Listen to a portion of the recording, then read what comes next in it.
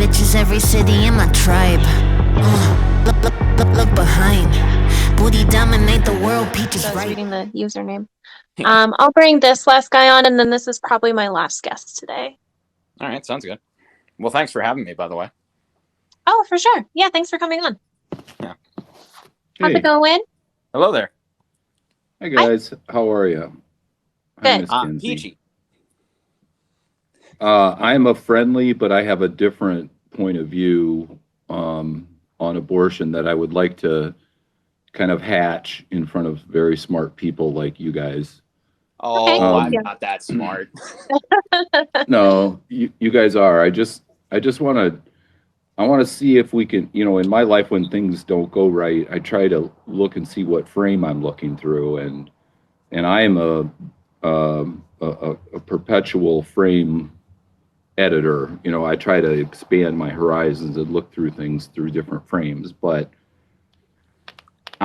first of all, I want to apologize. I'm a white male baby boomer. Okay. Well, shame on you for causing every single issue personally.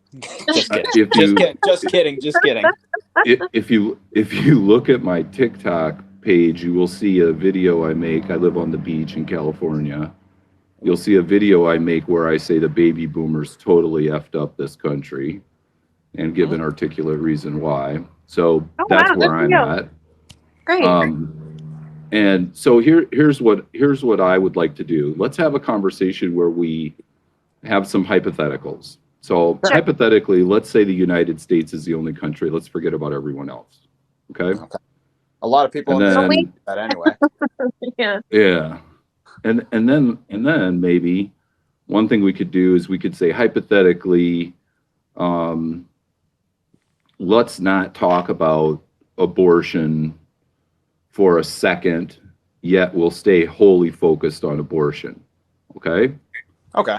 So what I mean by that is in the United States of America, there is a law that gives jurisdiction over another human being's body. Right? Sure. That is completely and utterly unacceptable at all levels. Okay? Whether it's a state or a federal rule, that's completely unacceptable. Now, that surfaces itself in abortion because that's where all the religious people like to go and point fingers at poor people and continue to oppress and so on and so forth. But the reality is, what is stopping that law? And we just went through a insurrection and instability in the U.S. government, so we have a great environment to hypothesize here. But what is preventing a law from saying that every man that has an IQ above a genius level or gets a perfect score on SAT or ACT or performs at some genius level must give a sperm donation to the United States government by law? Kenzie, do you want to go first? So your question is why is there not a law that smart people be forced to donate their DNA? No, I'm saying, why is there a law that allows jurisdiction over a woman's body to tell her what to do with the fetus, with her uterus, with her body? Why do we allow a law to have jurisdiction over a human being's body? And then if we understand that, let's hypothetically look at what if the law had jurisdiction over a man's body? Is that acceptable? I pose that question all the time. There was a study that came out by the UN that said forced sterilization is equivalent to torture, which technically forced vasectomies would fall under. And I do ask a lot of pro-lifers, do they agree with that? And I get a resounding yes, that would be considered torture. And then I tell them right above that paragraph, forced pregnancy falls under that same definition of torture. And at that point, they really diminish the study. So I would say it's an ingrained misogyny and a patriarchal outlook of life. I agree. And I think my opinion is that's where the people that have the batteries, the aptitude, the intelligence to be able to make a difference in this world, we need to focus on that. I don't want to have a debate about life or not life. Take that to a religious vertical. That's where it belongs. Go over there. Yeah. The reality is we should not have a law at the state, federal, local, municipal, any level that has jurisdiction over a human being's body. Mm-hmm. End of story. Hard stop. Yeah. And my response whenever someone uses the religious side of things, like when they're debating abortion or whatever, and they quote the Bible or something like that, I'm like, I'm an agnostic, so how do you convince me? Like, I'm not religious, so how are you going to approach that with me? Right, and I think what they're doing is admirable, and I think what they're doing is coming from a very good place in terms of life and their view and definition of life and everything. I don't want to diss on them for their beliefs. It's unfortunate. I mean, I do too, right? So if I was being honest, I think you're being nice saying they have good intention. I disagree with that. Well, that's fair, and that's what I love about you is you give your opinion, and but I do believe that it's time that we focus on the fact that the United States of America allows jurisdiction over a human being's body through the law, and that is not acceptable, and every man should be completely afraid of that because women are already horrifically affected by that. Yeah. Yeah.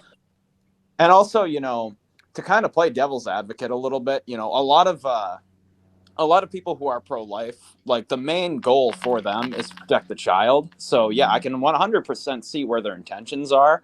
And you can make the argument that what they believe is evil. I personally think it's just a way to control women, but that's just my take on it. And, at the end of the day, everyone comes from a different place and everyone believes what they believe for a reason. Yeah, if they want to care about lives, I can. If they want to care about lives, people who are religious really don't have a reason. Yeah, I suppose there's a couple people down here in Skid Row in LA where I live. If they want to worry about lives, there's all kinds of alive lives they can focus on. Yeah. Yeah, I went to LA last spring, and man, Skid Row is disheartening. Yeah. Yeah. Well, you have to remember, California is twice the size of the Russian economy, if not 3 times the size of the Russian economy. It's a warm state. People can live outside. So it's not just California. It takes in a lot of people from all over the world. And it also has a very friendly legal profile for people to be able to live on the street or to live in different areas. It's coming to a head. There's that big bubble disagreement between, the not in my backyard kind of thing.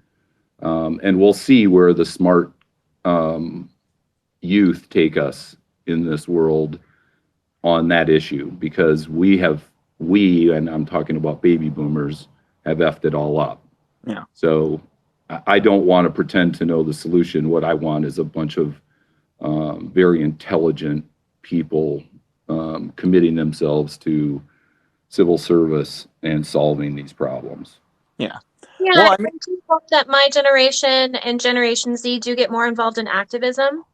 We really haven't seen a generation of activists since, the 60s with Woodstock and the Vietnam War.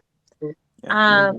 And I mean, my solution, is always labeled as leftist progressive because I'm anti-imperialist and I feel that we should just redirect military funds. Yeah.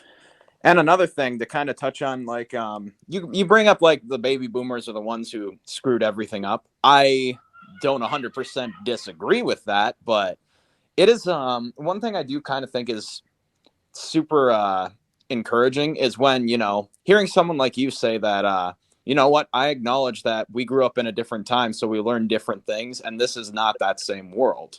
This isn't the 1960s when, the civil rights movement were going on, or the 1930s when the Nazi propaganda was covering like almost all of Europe and all that. So it's just, One of the things that frustrates me is when people say, well, I dealt with this, you should be able to too.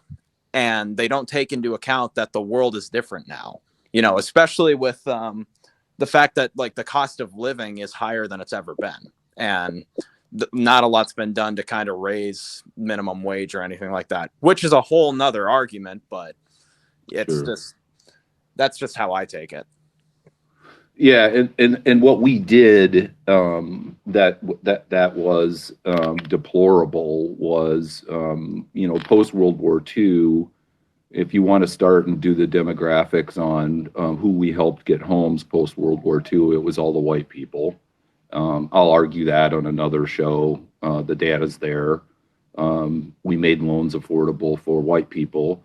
Wealth generation, if you look at it, primarily comes from real estate during those periods. So people went from one house to another and generated wealth. We left societies behind. We left populations behind. The other thing that you have to think about is we built systems to control. So how do you control the country? So let's build a controlling education system. Let's build a controlling utility system. Let's build, we built systems that could control a large population, and then everyone got used to living in them. But the reality is that it's up to you guys to blow those systems to kingdom come and rethink how we deliver paychecks, how people work and get paid, healthcare, everything, all the way down. The welfare system, 70 cents on every dollar goes to the administration of the welfare system, 30 cents goes to the recipient. I don't think you're going to get much argument from fiscally conservative Republicans if you come in with the 70% cut in what we're going to pay in welfare. But that requires them to trust that the people on the other side actually deserve it. We spend a lot of money making sure people actually deserve it. So those systems need to be broken down and exploded and rethought of. I've spent some time, this is going to seem weird, but I've spent some time down the cryptocurrency rabbit hole just because I have an insatiable brain and I like to learn about as much as I can. And your generation, and I'm going to say all generations below my generation, are sick, crazy in tune with what's going on. Like, you guys get it, and you have the technology and the wherewithal to get off us and make these changes and put us back where we need to be. Yeah. Gosh, I hope so. Did you read that article by that Canadian God, what was he? Why can't I think of the word? Politicist who talked about that Canada should actually prepare for a mass immigration of Americans because he predicts that by 2030 there will be a right-wing ran government dictatorship in America. Oh dear goodness. No, I didn't. I would love to read it. Yeah. Yeah. And essentially breaking down all of the reasons that we're going to have a major shift. He predicts by 2025. It was scary. There's a lot of, I grew up in the 90s, and I was fortunate enough to be raised by a grandmother who was very into history. And I became very into history as well. And World War II always fascinated me as a child because I never understood how so many people could adopt to such a heinous and ideology like the Nazis. And now, I feel like I'm an adult, living in pre-World War II Germany. Yeah. Well.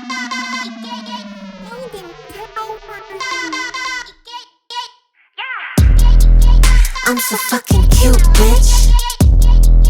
I'm so fucking cute.